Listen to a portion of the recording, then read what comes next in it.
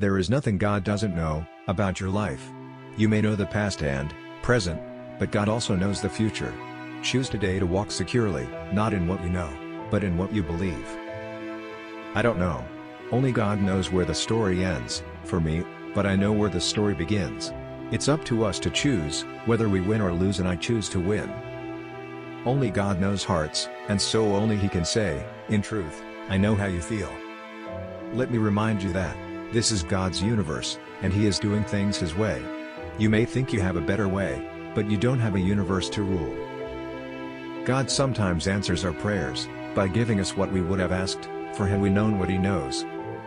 I don't know where I'm going, only God knows where I have been. Only God knows that. He is the only one who knows. He is only one who will know. And He is the only one who does know. There is no man on earth who can give a final judgment on what the most beautiful shape may be. Only God knows. Wisdom is dependent upon knowledge. Where there is complete ignorance, there can be no wisdom, no knowledge of the right thing to do. Man's knowledge is comparatively limited, and so his wisdom must be small, unless he can connect his mind with a knowledge greater than his own and draw from it by inspiration the wisdom that his own limitations deny him. Only God knows all truth, therefore only God can have real wisdom, or know the right thing to do at all times, and man can receive wisdom from God. Wisdom is obtained by reading the mind of God.